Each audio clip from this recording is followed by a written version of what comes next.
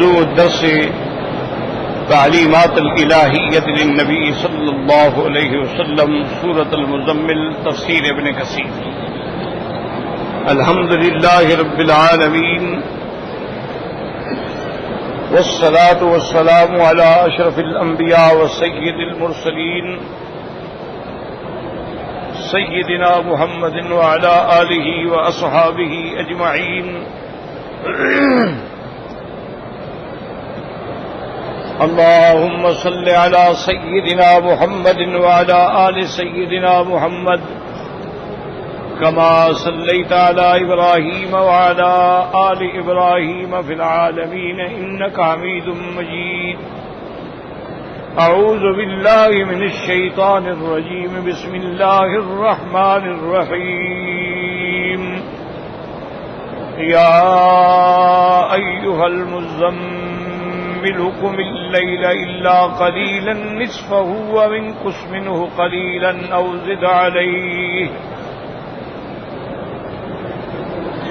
زد عليه ورتل القرآن ترتيلا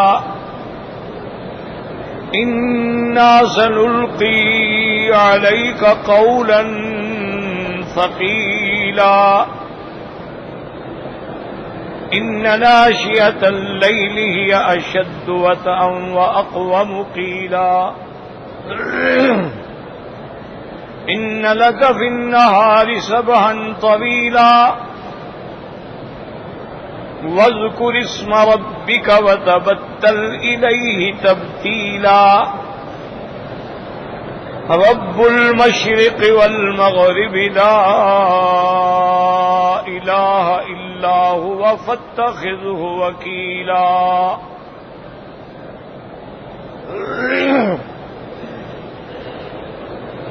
سورۃ المزمل جو ہے یہ بھی مکی صورتوں میں سے ہے، اور جمہور مفسرین کرام رحمہم اللہ علیہم اجمعین کا یہ فیصلہ ہے کہ جتنی قرآن کی آیتیں یا سورتیں ہجرت سے قبل نازل ہوئی ہیں وہ سب مکی ہیں، چاہے کسی جگہ بھی اتریں، اور جو قرآن کی سورتیں یا آیتیں ہجرت نبوی کے بعد اتری ہیں وہ مدنیہ ہیں، چاہے کسی جگہ بھی اتریں، کیونکہ حضور صلی اللہ علیہ وسلم کی زندگی مبارک کے دو حصے ہیں، ایک حصہ مکی کہلاتا ہے اور ایک حصہ مدنی کہلاتا ہے۔ اب ہجرت کے بعد مثلا الیوم اکملت لکم دینکم واتممت علیکم نعمتی یہ عرفات میں نازل ہوئی، لیکن مدنیہ، حالانکہ عرفات تو مکہ پاک کے قریب ہے لیکن ہجرت کے بعد اتری ہے تو لہذا یہ آیت مدنیہ۔ اسی طرح سورۃ والمرسلات عرفا یہ منا میں نازل ہوئی ہے لیکن پھر بھی سورۃ مدنیہ۔ تو ایک موٹی بات یاد رکھیں، ویسے بہت قول ہیں علماء کے، بڑے اقوال ہیں، آپ کو ان میں نہیں پڑھنا چاہیے، بس جو ہجرت سے پہلے ہیں وہ مکیہ ہیں، جو ہجرت کے بعد ہے وہ مدنیہ۔ تو سورۃ المزمل جو ہے یہ بھی مکی صورتوں میں، اور اس بات پر بھی اب آپ سمجھیں کہ المزمل سے مراد جو ہے بالاتفاق حضرت محمد مصطفیٰ صلی اللہ علیہ وسلم، اس میں کوئی اختلاف نہیں، کیونکہ یہ شان محمد مصطفیٰ ہے، یہ عظمت سیدنا محمد مصطفیٰ ہے کہ اللہ نے قرآن پاک میں اکثر مقامات پہ جو خطاب فرمایا حضور پاک کو وہ لقب کے ساتھ خطاب فرمایا۔ یہ شان رسول پاک کا مظہر ہے کہ ہر پیغمبر کو نام سے پکارا گیا کہ یا آدم اسکن وَنَادَيْنَاهُ أَن يَا إِبْرَاهِيمُ يَا زَكَرِيَّا إِنَّا نُبَشِّرُكَ بِغُلَامٍ يَا يَحْيَىٰ خُذِ الْكِتَابَ بِقُوَّةٍ یا عیسی ابن مریم، سب کو نام سے اللہ نے پکارا۔ یہ شان صرف حبیب مصطفیٰ صلی اللہ علیہ وسلم کی ہے کہ پورے قرآن میں دیکھیں صرف 4 جگہ پہ حضور کا اللہ نے نام لیا ہے، باقی ہر جگہ لقب ہے۔ یا ایھا النبی، یا ایھا الرسول، یا ایھا المزمل، یا ایھا المدثر، ہر جگہ خطاب۔ صرف 4 مقامات ہیں جہاں اللہ نے حضور پاک کا نام لیا ہے، اور آپ کا محمد الرسول اللہ۔ اسی طرح فرمایا ما کان محمد ابا احد من رجالکم، وہاں بھی نام لیا۔ تو اس لیے یاد رکھیں کہ یہ شان ہوتی ہے کہ اللہ اپنے پیغمبر کو، یعنی عتاب کا وقت ہے، اللہ تبارک و تعالیٰ کی طرف سے عتاب ہے، لیکن خطاب شان سے ہے۔ یا ایھا النبی لم تحرم، یا ایھا النبی اذا طلقتم النساء۔ تو اسی طرح یہ بالاتفاق بات ہو گئی، یاد رکھ لیں کہ المزمل سے مراد کون ہے؟ حضرت محمد مصطفیٰ۔ بس یہ موٹی بات یاد رکھیں، اس میں کوئی اختلاف نہیں۔ اچھا، آپ کو المزمل سے خطاب کیوں کیا گیا؟ مزمل کا معنی کیا ہے؟ تو بعض علماء تو یہ فرماتے ہیں کہ مزمل کا معنی ہے کپڑے میں لپٹنے والے، جیسے آدمی کپڑا اوڑھ کے اپنے آپ کو لپیٹ کے سو جاتا ہے۔ یہ جو ہے اصل میں یہ لفظ جو ہے لفظ تھا متزمل، اصل لفظ جو ہے وہ ہے متزمل، متدثر، پھر ادغام کی وجہ سے ہو گیا مزمل۔ تو مزمل کا معنی کپڑے میں لپٹنے والے، تو کیا معنی بھی کپڑے میں لپٹنے والا؟ تو اس کے بارے میں علماء نے چند اقوال ذکر فرمائے۔ ایک تو پہلا قول یہ ہے کہ جب سب سے پہلے وحی اتری اور حضور صلی اللہ علیہ وسلم پر اس سے پہلے کبھی وحی نہیں آئی تھی، آپ کے رویا مبارک تھے، آپ خواب دیکھتے تھے، لیکن پہلی وحی جو اتری ہے وہ غار حرا میں، جس کو جبل نور کہتے ہیں، وہاں حضور میرے مدنی محبوب اکیلے تھے اور جبریل علیہ السلام آئے۔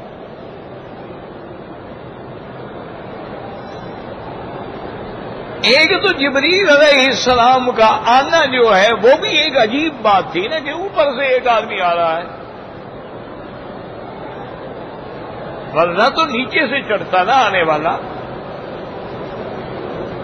لیکن یہ عجیب بات ہے کہ آپ غار میں بیٹھے ہیں اور اوپر سے ایک آدمی انسان کی شکل میں، جبریل آئے انسان کی شکل میں۔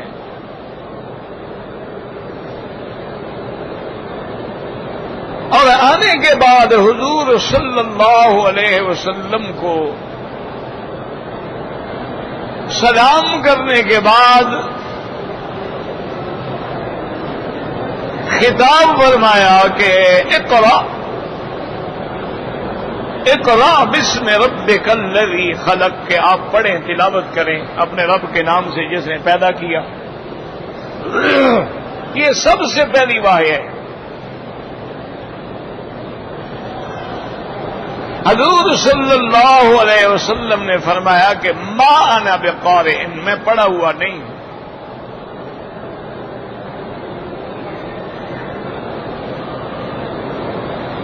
تو یاد رکھیں کہ علماء اور محدثین نے، اللہ ان کے قبروں پہ کروڑوں رحمتیں نازل فرمائے، انہوں نے یہ بڑی دقیق بحث کی ہے بھی حضور پاک تو عربی ہیں اور افصح العرب ہیں، تمام دنیا کے عرب سے سب سے زیادہ فصیح حضرت محمد مصطفیٰ ہے.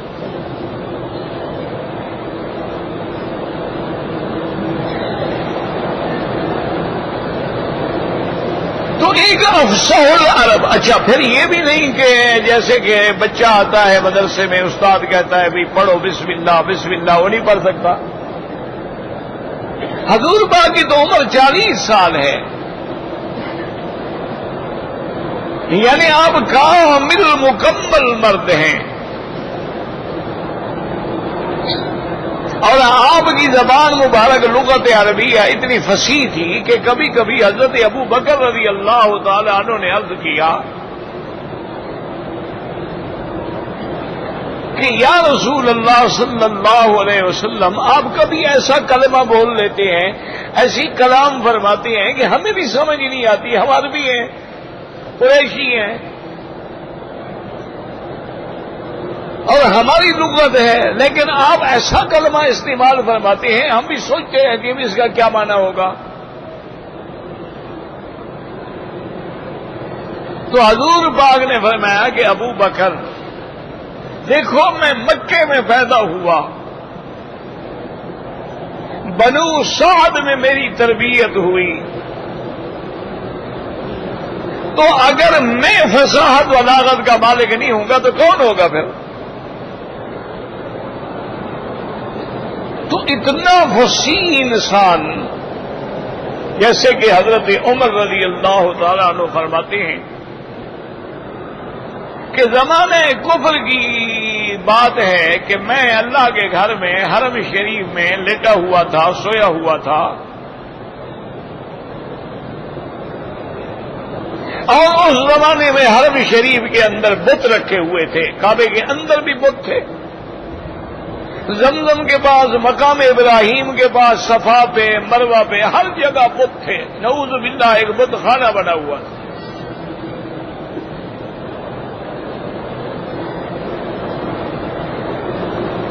تو وہ کہتے ہیں کہ میں نے اس رات جو ہے ایک ایسی آواز سنی،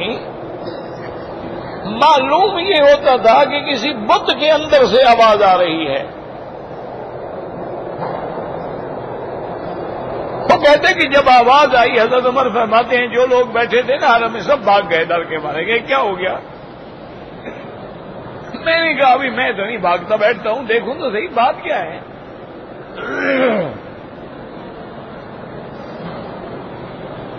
اور یاد رکھیں کہ یہی مسئلہ ہوتا ہے کہ کبھی کبھی جنات جو ہے نا، جن جو ہے وہ کسی بت کی آڑ میں چھپ جاتے ہیں، آدمی کو نظر نہیں آتے ہیں لیکن آواز آتی ہے، تو لوگ شرک میں اور پکے ہو جاتے ہیں کہ آج بھگوان نے بات کی ہے. جی اسی طرح اولیاء اللہ کے ساتھ بھی ہوتا ہے کہ ان کی مزارات مبارکہ پہ لوگ آتے ہیں، عقیدت میں بیٹھتے ہیں، اور جن جو ہے آواز دے دے جاؤ ہم نے تمہاری مراد پوری کر دی ہے، بس وہ تو پھر ہمیشہ کے لیے پکا ہو گیا نا.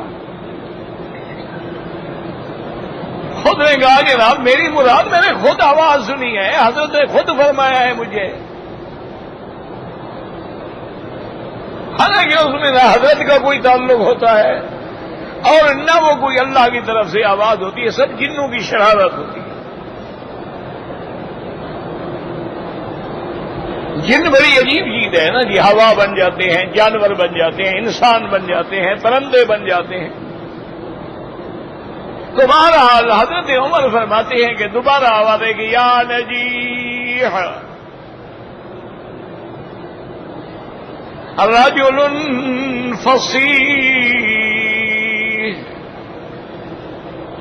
یقول لا الہ الا اللہ. آواز آتی ہے کہ اے نجی، ایک فصیح انسان ہے مکے میں جو یہ کہتا ہے کوئی معبود نہیں، کوئی مقصود نہیں، کوئی مطلوب نہیں، کوئی مسجود نہیں مگر اللہ تعالی کی ذات ہے. یہ کہہ رہا ہے رجل فصیح. جن بھی مانتے ہیں کہ حضور محمد مصطفیٰ فصیح انسان ہے.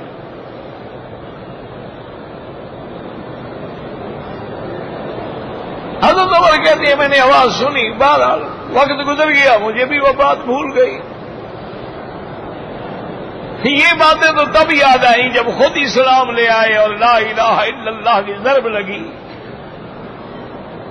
اور دلوں کے اندر جو بت خانہ تھا اس کا پندار ٹوٹ گیا اور اللہ کی توحید داخل ہو گئی۔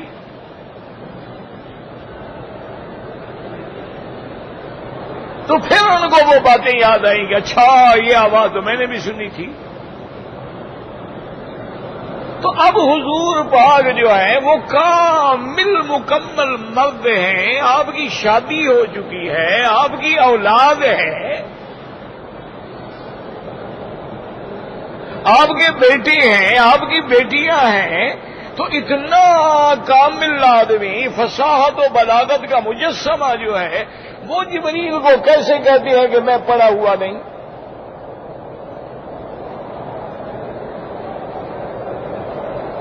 حالانکہ اگر جبریل مثلا پڑھتے اقرا بسم ربک الذی خلق تو حضور پڑھ لیتے ساتھ، کیا مشکل تھی؟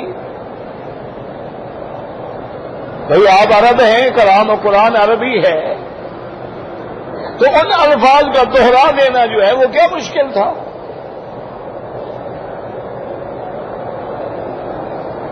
تو اس لیے علماء فرماتے ہیں کہ معلوم یہ ہوتا ہے کہ جبریل کسی چیز پہ لکھ کے لائے تھے یہ آیتیں،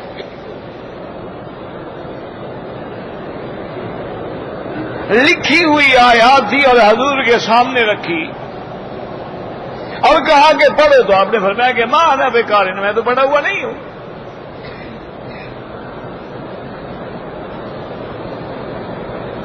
اور یہی تو کمال ہے نا، ہمارے لوگ تو کہہ دیتے ہیں نا کہ بھئی دیکھو جی کتنی بے ادبی ہے، اور یہ وہابی کیسے کہہ دیتے ہیں حضور پڑھے ہوئے نہیں، یہ تو حضور کہہ رہے ہیں، وہابی تو نہیں کہہ رہے۔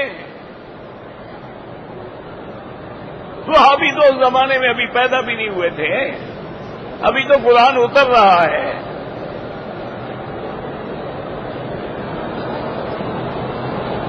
اور کمال تو یہی ہے، اب دیکھو نا، اگر ایک پڑھا لکھا آدمی کوئی بات کرے، ٹھیک ہے، کوئی اچھی بات کرے، بڑی بات، لیکن ایک آدمی کہیں پڑھا نہ ہو، مدرسے میں نہ گیا ہو، کسی استاد کے پاس نہ بیٹھا ہو، اور وہ ایسا دنیا کے اندر فلسفہ اسلام پیش کرے کہ ساری عالم کی دنیا کو اندھیریوں سے نکال کے نور ایمان میں لے آئے، کمال تو یہی ہے کہ پڑھا ہوا نہیں ہے اور سارے عالم کو پڑھا رہا ہے۔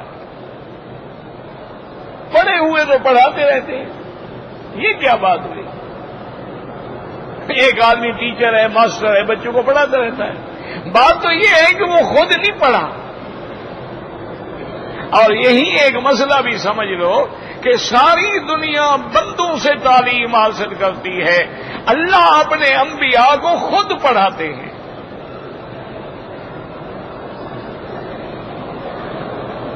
وَعَلَّمْنَاهُ مِن لَّدُنَّا عِلْمًا،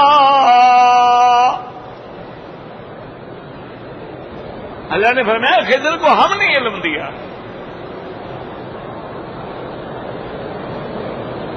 اسی طرح اللہ نے اپنے نبی، اپنے حبیب حضرت محمد عربی صلی اللہ علیہ وسلم فرمایا سَنُقْرِئُكَ فَلَا تَنسَىٰ،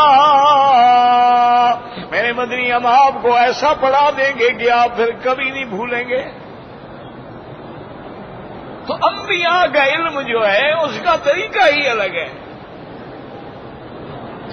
اس کے حصول کا ذریعہ ہی الگ ہے۔ عام انسان جو ہے وہ بار بار دہرائیں گے تو یاد ہوگا نا۔ انبیاء کی شان یہ ہے، اللہ فرماتے ہیں میرا مدنی آپ زبان کو حرکت بھی نہ دینا تو حرک بھی لسانک، آپ زبان کو حرکت نہ دیں، جبریل پڑھے سنتے رہے، ہماری ذمہ داری ہے کہ ہم آپ کے سینے میں جمع کر دیں۔ تو اس لیے حضور نے جب وہ دیکھا تو فرمایا کہ ما انا بقارئ، صحیح بخاری کی حدیث ہے، جبریل نے پھر کہا کہ اقرا، آپ نے پھر بھی وہی جواب دیا ما انا بقارئ، اسی لیے قرآن کہتے ہیں ما کنت تدری مل کتاب ولل ایمان. میرا مدنی آپ تو نہیں جانتے تھے کہ قرآن کیا ہے، آپ تو نہیں جانتے تھے کہ ایمان کی تفاصیل کیا ہے. مطلق ایمان تو اللہ پہ حضور کا پہلے ہے اور ہر پیغمبر کا پہلے ہوتا ہے. ایک ہے نا اللہ کو ماننا، تو مانتے تو سب پیغمبر تھے، لیکن ایک ہے اللہ کو جاننا، تو جاننا تو تب ہوگا جب وحی آئے گی. یہی ہے نا کہ آج کل ہم مسلمان جو ہے نا اللہ کو مانتے تو ہیں لیکن جانتے نہیں. یہ ہماری سب سے بڑی بنیادی غلطی ہے. ہم کچھ ہاں جی الحمدللہ مسلمان ہیں ماشاء اللہ، باپ دادا مسلمان، ہم تو جناب نسلی مسلمان ہیں، اصلی مسلمان ہیں. مسلمانوں کے گھر میں پیدا ہوئے ہیں، ماں مسلمان ہے، باپ مسلمان ہے، دادا دادی نانا نانی سارے مسلمان ہیں، محلہ مسلمان ہے. اور ہمیں تو بڑے بڑے بزرگوں نے آ کے گھٹی لگائی ہے، اور ہمیں تو ماشاءاللہ محلے کے مولوی صاحب نے کان میں اذان دی تھی، کیونکہ باپ کو تو آتی نہیں تھی نا کہ باپ اذان دے دیتا. اذان کے لیے بھی مولوی کی ضرورت، جنازے کے لیے بھی مولوی کی ضرورت.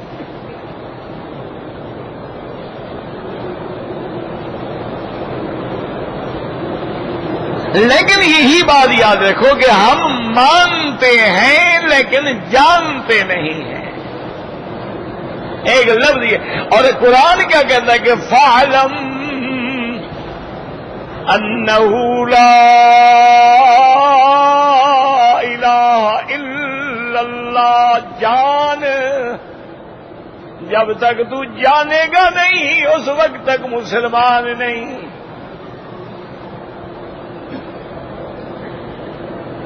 جان کہ کیا معنی ہے لا الہ الا اللہ؟ الہ کیا ہوتا ہے؟ الہ کس کو کہتے ہیں؟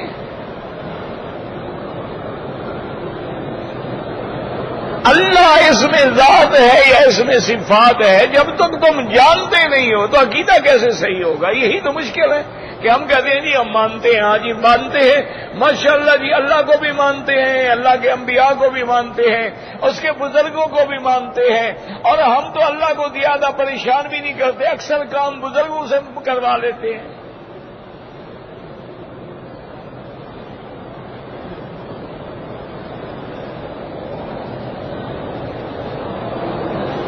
تو یہی وہ مشکل ہے. اسی لیے اللہ کے پیغمبر کو کہا گیا اقرا، پڑھو. اور یہ بات بھی یاد رکھ لینا کہ سب سے پہلا سبق جو ملا ہے وہ کیا ہے کہ پڑھو.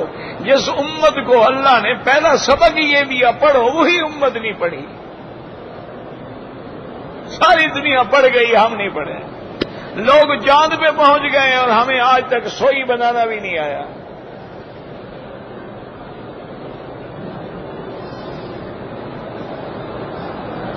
لوگوں نے ترقی کی معراج حاصل کر لی، ہم نے کیا کیا؟ اسی لیے کہ آج ہم نے علم نہیں پڑھا، اور جب تک امت مسلمہ علم پڑھتی رہی ساری دنیا تمہاری محتاج تھی. یورپ بھی تمہارا محتاج تھا، یہود بھی تمہارا محتاج تھا، نصارہ بھی تمہارے محتاج تھے، ساری دنیا تمہاری محتاج تھی. تمہارے علوم کو وہ لے کے کہاں پہنچ گئے اور تم نے چھوڑ دیا.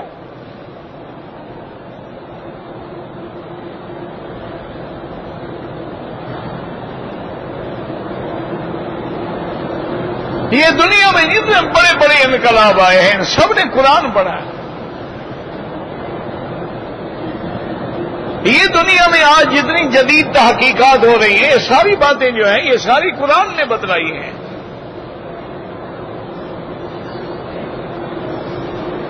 دیکھو نا، یہودی حضرت موسیٰ علیہ السلام کے زمانے میں موجود تھے کہ نہیں تھے؟ آرام سے مجھے بتائیں کہ یہودی جو تھے حضرت موسیٰ علیہ السلام کے زمانے میں تھے نہیں تھے؟ اچھا، نصرانی حضرت عیسیٰ علیہ السلام کے زمانے میں تھے کہ نہیں تھے؟ اس وقت کیوں نہیں ہوائی جہاز بنا لیے؟ اس وقت انہوں نے کیوں نہیں ایٹم بنا لیا؟ کیوں نہیں میزائل بنا لیے؟ کیوں نہیں صواريخ بنا لیے؟ کیوں نہیں دوربین بنا لیے؟ یہودی تو موجود تھے. وجہ یہ ہے کہ یہودی تو تھا لیکن یہ علم نہیں تھا. یہ علم تو تب آیا جب نبی امی محمد عربی کا زمانہ آیا صلی اللہ علیہ وسلم. اسی لیے یاد رکھو کسی انسان کو کہو امی ہے یہ توہین ہے، لیکن یہی لفظ جب میرے مدنی کے ساتھ جڑتا ہے تو یہ شان والا ہو جاتا ہے. تم نے کانٹوں کو چھوا اور گلستہ کر دیا. النبی الامی،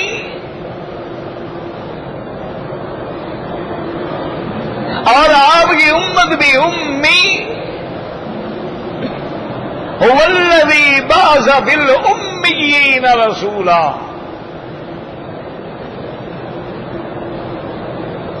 یہی کمال ہے نا کہ امیین میں آئے اور آنے والا بھی امی ہو اور پوری دنیا میں انقلاب لے آئے.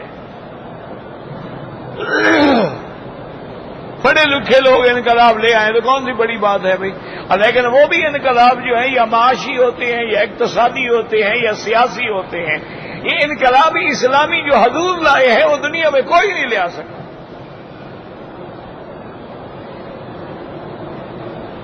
کہیں دنیا میں سوشلزم ہے، کہیں کمیونزم ہے، کہیں سرمایہ داری ہے، کہیں اشتراکیت ہے.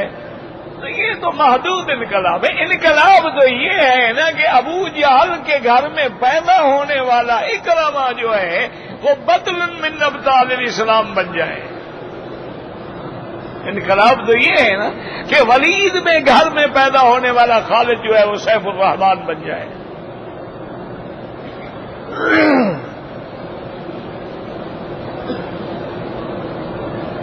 تو اس لیے علماء کہتے ہیں کہ جب آپ نے 3 دفعہ انکار کیا تو حدیث بخاری شریف میں بھی ہے فَزَمَّنِي ذَمَّةً شَدِيدَةً، جبریل نے آپ کو سینے سے لگایا اور بھیج لیا اور زور سے بھیجا.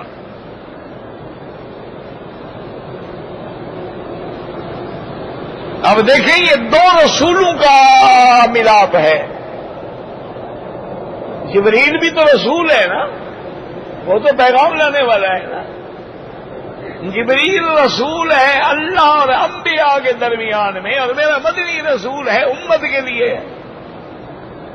اچھا خدا کی شان دیکھیں، ایک رسول بشری ہے اور ایک رسول نوری ہے.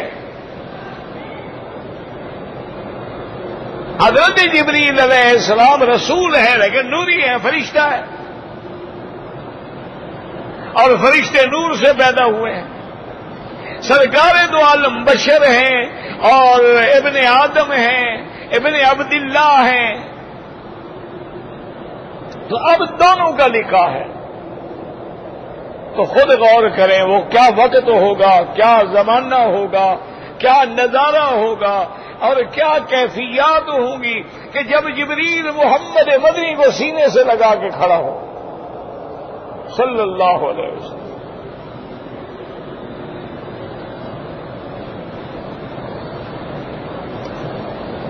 اللہ اکبر. اور اسی سے علماء نے نکالا، یاد رکھو کہ جتنے محدثین ہیں، مجتہدین ہیں، فقہا ہیں، ائمہ کرام ہیں، اللہ ان پہ کروڑوں رحمت نازل فرمائے، وہ مسئلہ بناتے نہیں بتلاتے ہیں.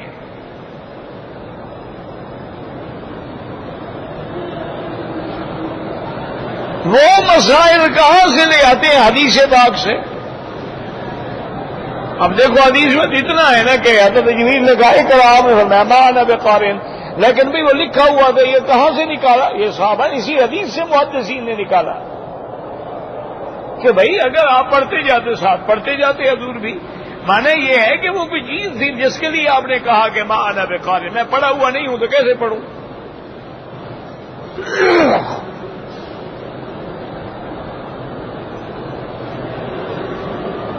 اور اسی طرح یہ بھی محدثین نے مسئلہ نکالا کہ کہ جبریل نے سینے سے لگایا، تو اب بیٹھے ہوئے تو سینے سے نہیں لگایا جا سکتا، معلوم ہوا حضور بھی کھڑے ہو گئے اور جبریل بھی کھڑے ہو گئے، سبھی آدمی سینے سے لگائے گا نا، بیٹھے ہوئے تو نہیں کہ گود میں گر جائے گا۔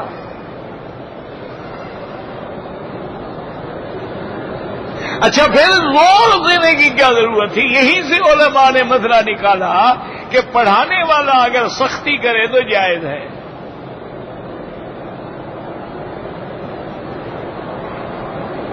مسئلہ حدیث سے نکالا جاتا ہے۔ یہ تو لوگوں کا خیال ہے نا جی، امام اپنی بات کہہ دیتے ہیں اور اپنی بات کہہ دیتے ہیں اور نبی کی بات کو چھوڑو، یہ نبی کی بات کو چھوڑے ہوئے مسلمان نہیں ہوتا، امام کیسے بنے گا؟ کوئی عقل کرو،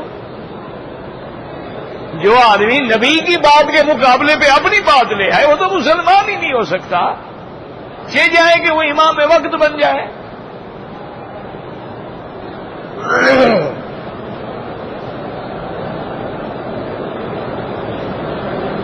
اسی لیے فقہاء نے لکھا ہے کہ القیاس مظہر لا مثبت، ہم جو مسائل کا قیاس کرتے ہیں وہ اندر چھپے ہوئے مسئلے کو ہم ظاہر کرنے والے ہیں، مسئلہ بنانے والے نہیں ہیں۔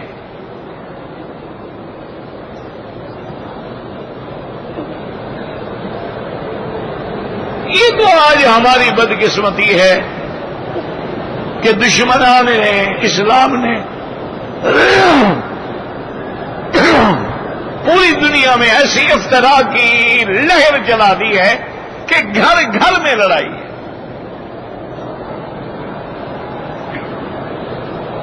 گھر گھر میں فساد،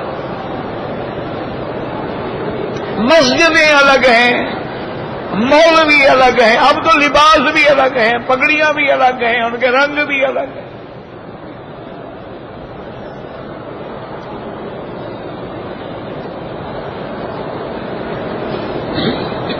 ٹھنڈے دل سے کبھی سوچا کرو، ایمان سے کہو کہ آج ایک جماعت سبز پگڑی پہنتی ہے، ٹھیک ہے لاکھ دفعہ پہنے، کوئی اعتراض نہیں ہے، ایک جماعت سفید پہنتی ہے، ایک جماعت کالی پگڑی پہنتی ہے، لاکھ دفعہ پہنو، ہم تو اس کو کوئی جھگڑا وگڑا نہیں سمجھتے ہیں، لیکن آخر اس پہ زور دینے کی کیا ضرورت ہے؟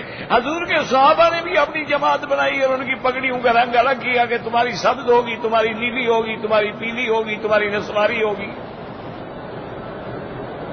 کوئی پگڑی پہنو ٹھیک ہے، کوئی مسئلہ نہیں، لیکن اس کو شعار تو نہ بناؤ، علامت تو نہ بناؤ نا۔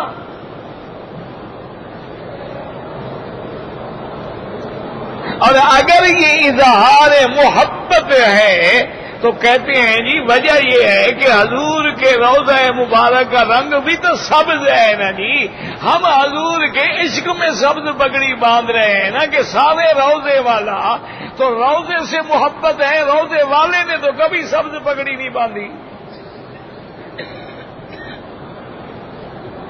اچھا عشق ہے تمہارا بھائی، جو اوپر گنبد بنا اس سے تو عشق ہے، اس رنگ سے بھی عشق ہے، لیکن حضور سے بھائی سرکار دو عالم نے، رحمت دو جہاں نے ساری زندگی کبھی سبز پگڑی نہیں باندھی، آپ نے ساری زندگی سفید پگڑی باندھی ہے اور ایک دفعہ کالی پگڑی باندھی ہے۔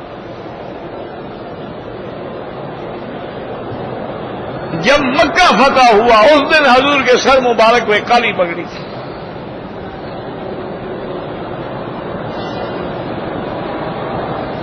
اللہ اکبر، کبھی غور کیا ہے کہ کیوں کالی پگڑی تھی؟ بھی ساری زندگی تو حضور نے سفید باندھی،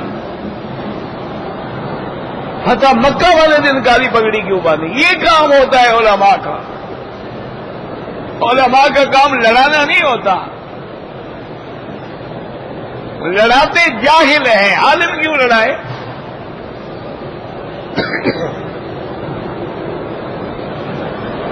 تو علماء نے لکھا ہے کہ اس کی دو وجوہات ہیں، ایک تو یہ ہے کہ کالا رنگ جو ہے یہ علامت حزن ہے، یعنی غم کی علامت ہے، اور سفید رنگ جو ہے یہ خوشی کی علامت ہے کیا مانا؟ آپ کہتے ہیں ماشاءاللہ جی میں نے اس کو جا کے خبر سنائی، اس کا چہرہ کھل گیا ماشاءاللہ. اور اگر مصیبت کی خبر ہے وہ جی غمگین ہو گیا، وہ جناب اس کا رنگ سیاہ پڑ گیا.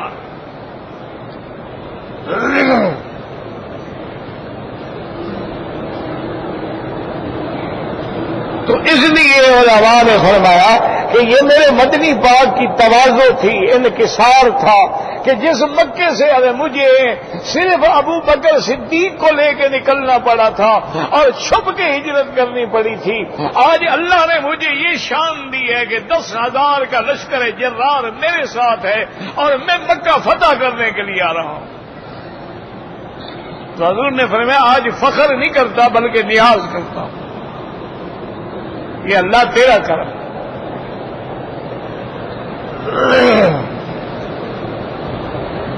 اور دوسرا حضور پاک کے اس عمل سے یہ بھی واضح ہوا کہ بھئی مسجد الحرام یہ امن کی جگہ ہے جہاں کسی پرندے کو مارنا بھی جائز نہیں ہے. آج تو ہمیں بندوں کو مارنے کی اجازت ملی ہے، تو یہ کام کوئی ایسا تو نہیں ہے کہ جس میں خوشی منائی جائے.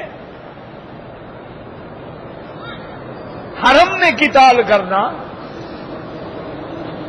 اور تیسرا علماء نے لکھا ہے حضور نے یہ بھی اشارہ کیا کہ مکے والوں تم نے تو مجھ پہ ہر تیر برسایا ہے، میرے راستے میں کانٹے بچھائے ہیں، میں تمہیں قتل کر کے خوش نہیں ہو رہا، مجھے غم ہو رہا ہے.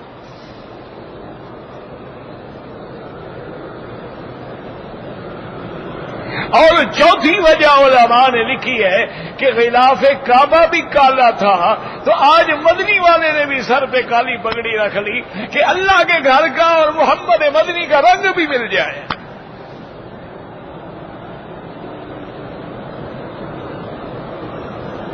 اور کالا رنگ جو ہے وہ ہر رنگ کو چھپا لیتا ہے، اور آج محمد مدنی میں سب دشمنوں کو معاف کر دینے والے ہیں، سب کے گناہوں پہ پردہ ڈال رہے ہیں. اس لیے حضور پاک نے صرف ایک دفعہ کالی پگڑی پہنی ہے.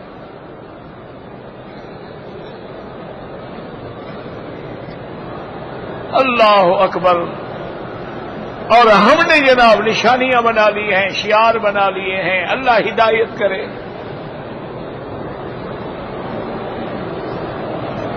اور خدا جانے یا تو ضد ہے یا پھر جب آدمی اللہ کے رسول کا نافرمان ہو جاتا ہے نا تو اللہ عقل چھین لیتے ہیں، بات سمجھ نہیں آتی.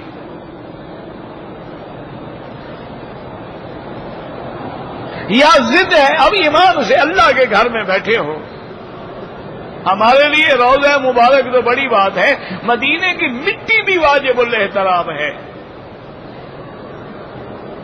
ہمارا تو یہ عقیدہ ہے کہ مدینے کی مٹی میں بھی شفا ہے. اس لیے بعض روایات میں آتا ہے کہ آپ مدینے منورہ جائیں، ہوا چل رہی ہو، مٹی اڑ رہی ہو، اس کو آنے دو اپنے بدن پر، اللہ تمہیں برس اور جذام کی بیماری سے پناہ دیں گے.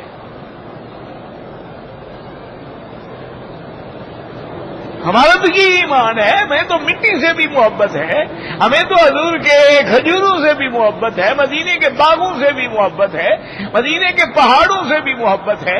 روزے کی شان تو الگ ہے، لیکن ٹھنڈے دل سے حضور کا روزہ مبارک حضور کی وفات کے بعد ایمان سے کہیں صحابہ نے بنایا ہے. نہیں، سیدھی بات کرو، اللہ کے گھر میں جھوٹ نہیں چلتا. حضرت ابو بکر نے بنایا، حضرت عمر نے، حضرت عثمان نے، چلو شاید ان کی بات نہ مانے ماشاءاللہ، حضرت علی نے بنایا ہو، حضرت حسن حسین نے بنایا ہو، اہل بیت نبی نے بنایا ہو. اس زمانے میں صحابہ کے بعد جو تابعین کا دور ہے تو یہ تو روزہ مبارک بہت بعد میں بنایا گیا. اس کے رنگ سے تمہیں عشق ہے، نبی سے تمہیں عشق نہیں ہے.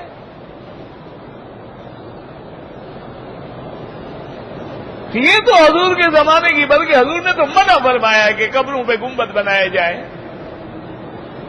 حضور نے تو منع فرمایا ہے کہ قبروں پہ عمارت بنائی جائے.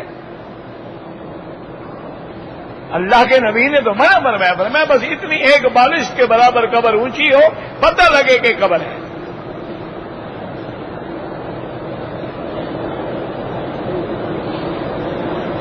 حضور نے تو منع فرمایا کہ قبر پکی بھی نہ بناؤ، کچی ہو، پکی اینٹ بھی قبر پہ نہ لگاؤ، کیونکہ یہ پکی اینٹ جو ہے آگ میں پکی ہوئی ہے نا، تو یہ آگ کی علامت ہے، یہ نہیں آنی چاہیے مومن کی قبر پہ۔ اتنا مجبوری ہے، زمین کچی ہے، کچے کا علاقہ ہے، زمین میں قبر قائم نہیں رہ سکتی، مجبوراً پھر آپ وہاں دیوار بنا سکتے ہیں۔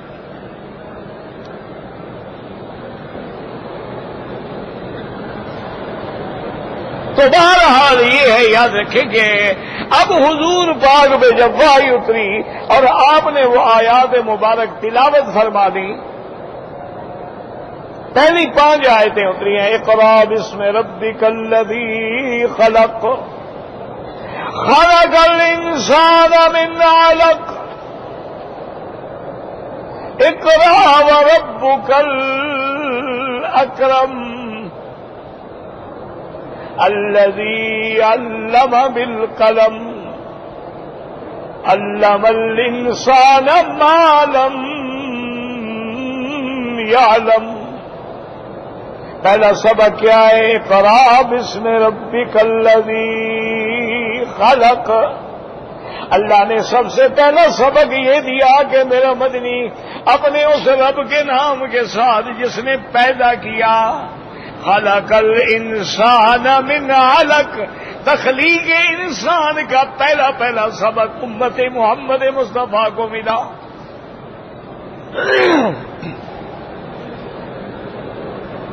لیکن افسوس یہ ہے کہ قرآن پڑھ کے آج کافر جو ہے وہ تخلیق انسانیت پر اتنی علم میں آگے بڑھ چکا ہے کہ ڈی این اے ٹیسٹ آ گئے، انہوں نے وہ جراثیم بھی دیکھ لیے، جراثیم کی تعداد بھی معلوم کر لی، انہوں نے مرد اور عورت کے جراثیم میں وائی اور ایکس کا فرق بھی ڈھونڈ لیا، اور امت مصطفیٰ بس مر جائے بندہ تو مولوی کو بلاؤ، قرآن اوپر پھرائے گا، مردہ بخشا جائے گا۔ بس قرآن اسی لیے اترا تھا کہ مردے بخشواؤ،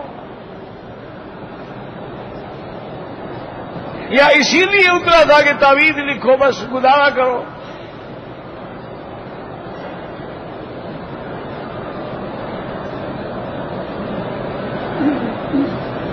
دشمنوں نے اس تخلیق انسان کے انسان کو اللہ نے پیدا کیا، اور من علق، علق کیا ہے؟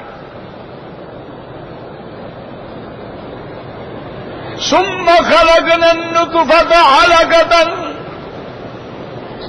فخلقنا العلقة مضغة فخلقنا المضغة عظاما فكسونا العظام لحما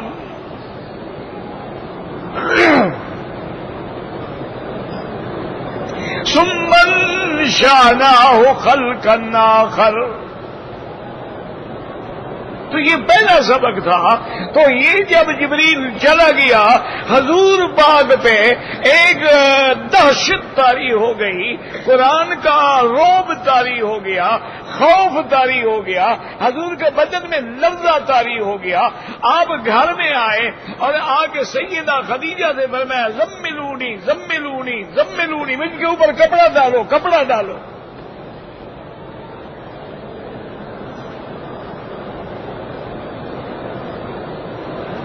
تو بعض علماء نے لکھا کہ وہ کیفیت جو تھی اللہ نے اسی کی مناسبت سے خطاب کیا کہ یا ایھا المزمل،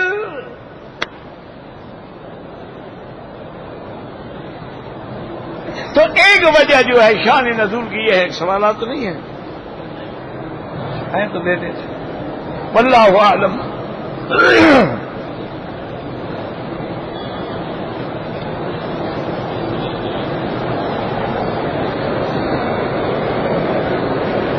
میرا بھائی بیمار ہے، اللہ پاک ہر بیمار کو شفا عطا فرما۔ اللہم اشفنا واشف مرضانا ومرضى من اوصانا ومرضى المسلمین برحمتک یا ارحم الراحمین۔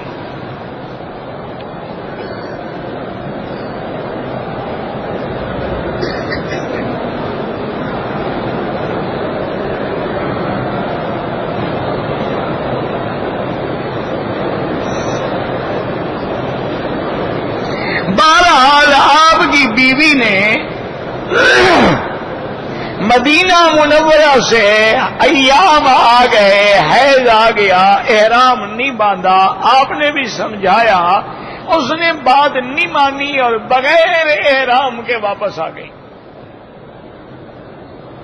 اب اس کا حل یہ ہے کہ پاک ہونے کے بعد فوراً مدینہ منورہ جائے، یا طائف کا میقات قریب ہے، طائف کے میقات پہ جائیں، یا جوفا کے میقات پہ جائیں، جو میقات ہے وہاں سے جا کے احرام باندھ کے عمرہ کرے، پھر عمرہ ادا ہوگا، ورنہ دم دینی پڑے گی۔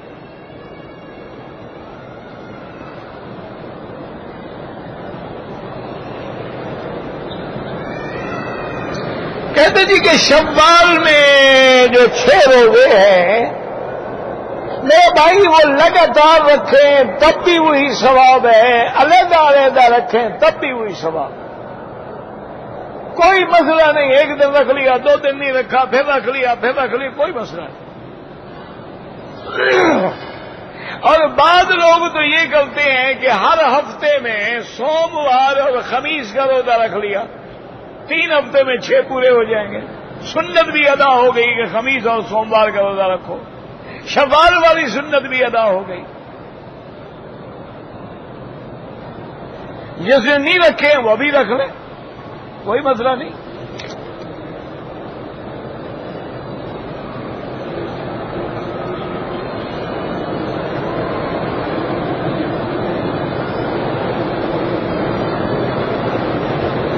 میرے بڑے بیٹے کی اولاد نہیں تھی، میں نے چھوٹے بیٹے کا لڑکا بڑے بیٹے کو دے دیا، یہ ٹھیک ہے، وہ اس کو پال سکتا ہے، متبنہ ہے، لیکن رہے گا وہ اپنے باپ کا بیٹا، بلدیت میں نام تبدیل نہیں ہو سکتا۔ ادعوہم لآبائہم، سب کو ان کے باپ کے نام کے ساتھ پکارا جائے، نام اس کو وہی دو، اور نہ تمہارے اس بھائی کا وارث بن سکتا ہے، وارث بھی وہ اپنے باپ کا بنے گا۔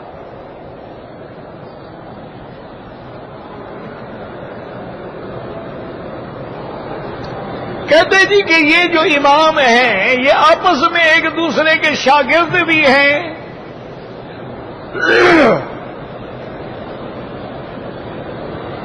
امام احمد ابن حنبل رحمت اللہ علیہ،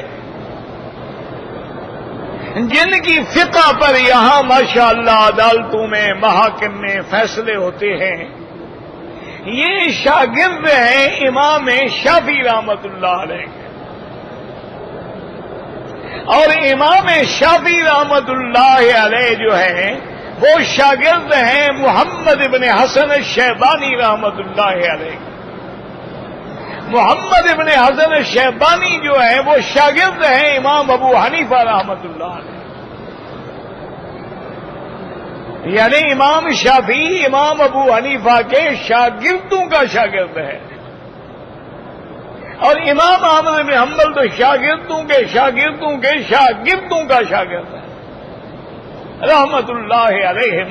لیکن اللہ نے سب کو مقام دیا ہے، عظمت دی ہے، شان دیا ہے، اللہ سب کی محنتیں منظور فرمائے اور ان کی قبروں پہ کروڑوں رحمتیں نازل فرمائے۔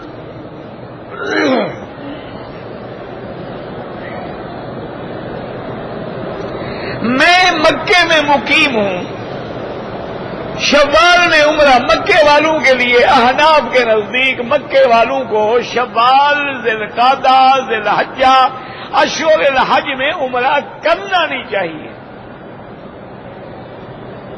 اگر مجبوراً کر لیا ہے تو امام ابو حنیفہ فرماتے ہیں اس کو دم دینی پڑے گی، اس نے کیوں مخالفت کی ہے۔ باقی ائمہ کے نزدیک اگر حج کرے گا تو اس کا حج تمتع ہو جائے گا، اس کو حج کی بکری رکھنی ہوگی، یعنی بکری تو سب کہتے ہیں دے گا، امام صاحب فرماتے ہیں کہ دم جبر دے گا، وہ کہتے ہیں دم تمتع دے گا، بکری تو سب کہتے ہیں دینی پڑے گی۔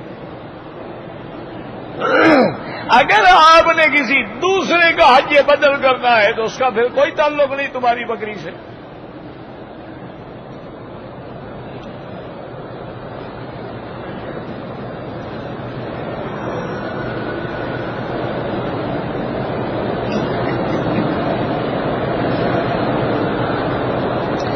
کہتے جی کہ ہمارے بڑے بھائی کے ہاں بچے جو ہیں وہ معذور پیدا ہوتے ہیں،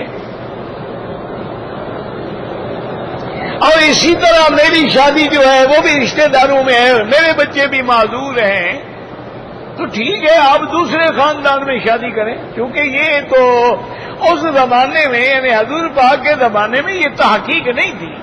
اور صلہ رحمی کا معنی یہ نہیں ہوتا کہ رشتے کرو، صلہ رحمی کا معنی ہوتا ہے ایک دوسرے سے ہمدردی کرو۔ یہ کیا ہے کہ رشتہ داری تو ہو لیکن ایک دوسرے کے ساتھ بات ہی نہ کریں، لڑائیاں اور جھگڑے اور فساد، یہ کون سی صلہ رحمی ہے؟ تو اچھی بات ہے آپ دوسری جگہ شادی کر لیں۔ اور آج کل تو باقاعدہ اس حکومت اسلامیہ نے بھی یہ فیصلہ کیا ہے کہ جب شادی ہوگی لڑکی اور لڑکا دونوں کا بلڈ ٹیسٹ لیا جاتا ہے، اگر اس کے اندر کوئی ایسے جراثیم ہے تو پھر شادی نہیں کرنے دیتے۔ تو اچھی بات ہے کہ علم میں وسعت ہوگی، آپ دوسرے گھروں میں شادیاں کریں۔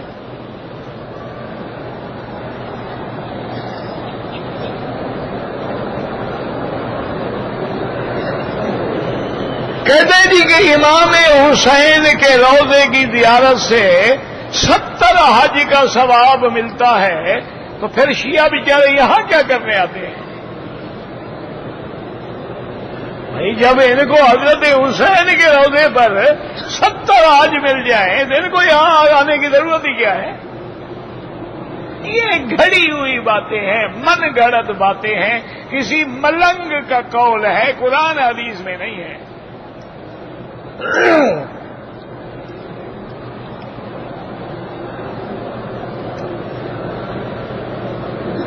اگر ایک آدمی نے شوال کے مہینے میں عمرہ کیا ہے اس پہ حج فرض ہو جائے گا؟ بالکل نہیں۔ حج تو زندگی میں ایک دفعہ فرض ہوتا ہے، جب ایک دفعہ حج کر لیا تو ہر سال 2 فرض ہو جائے گا۔ آپ عمرہ کریں حج نہ کریں آپ کی مرضی ہے، آپ شوال میں 100 عمرہ کر لیں حج نہ کریں کوئی بات نہیں، کوئی حج فرض نہیں ہوتا۔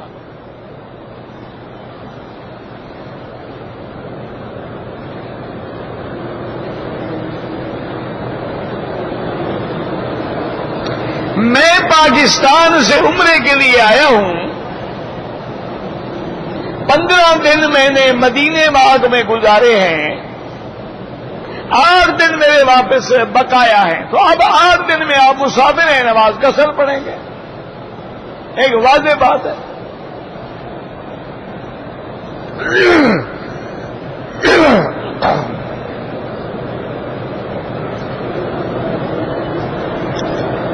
ایک تو مشکل یہ ہے نا کہ ایک لفظ کوئی مولوی کہہ دے نا اس کو ایسے پکڑ لیتے ہیں ماشاءاللہ جیسے انتظار میں بیٹھے ہوتے ہیں کنڈی لگا کر۔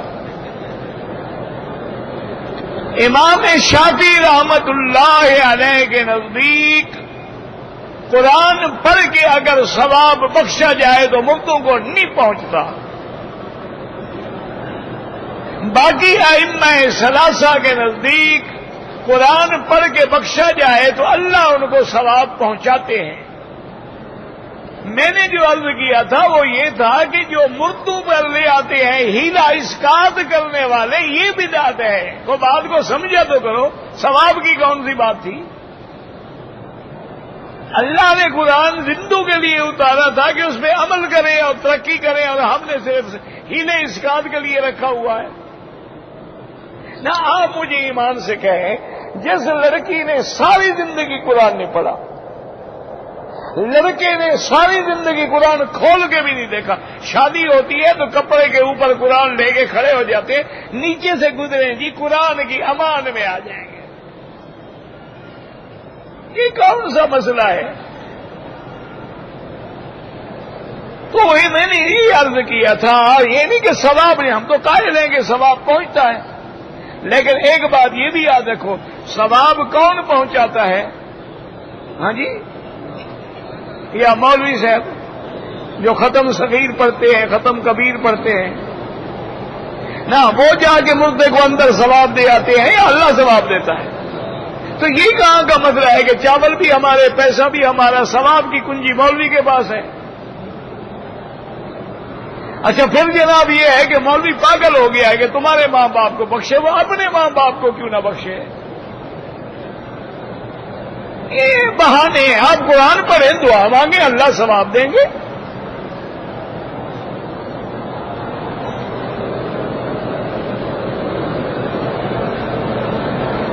کہتے ہیں جی کہ عرفات کا دن جو ہے ساری دنیا کے لیے ایک ہے، بالکل نہیں۔ جیسے ابھی بھی آپ کا ایک دن کا فرق ہے، یہ نہیں ہے کہ جب یہاں 9 ہوگی تو آپ کے یہاں بھی 9 ہوگی، یہ تو غلط بات ہے۔ آپ کا اپنے ملک کی رویت کے مطابق اعتبار ہوگا، یہاں کی رویت کے مطابق اعتبار ہوگا۔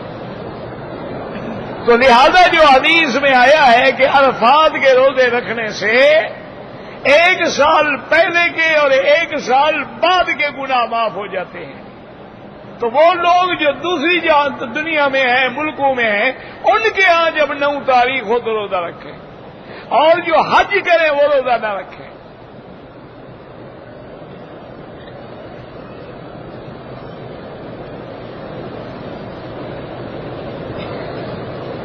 آئے طواف نیاز، طریق نیاز، مجھے تو نہیں پتا کیا لکھا ہے۔ ایک آدمی کثرت البول کی وجہ سے اگر اپنے عضو پہ کوئی کپڑا لپیٹ لے یا پلاسٹک باندھ لے، بہرحال کوئی منع نہیں، لیکن ہر نماز کے لیے وضو لیا کرے گا، پھر نماز پڑھتا رہے، کوئی منع نہیں۔ واللہ اعلم۔ ربنا تقبل منا انك انت السميع العليم وتب علينا انك انت التواب الرحيم۔ اللهم فرج هم المهمومين، نفس كرب المكروبين، واقض الدين عن المدينين، واشفنا واشف مرضانا ومرضى المسلمين۔ اللهم لا تجعلنا مزغة للمازغين، اللهم لا تجعلنا عقلة للآكلين، اللهم لا تجعلنا فتنة للقوم الظالمين، اللهم لا تجعلنا من القانتين، ولا تردنا عن بابك خائبين، ولا تجعلنا من الآيسين برحمتك يا ارحم الراحمين۔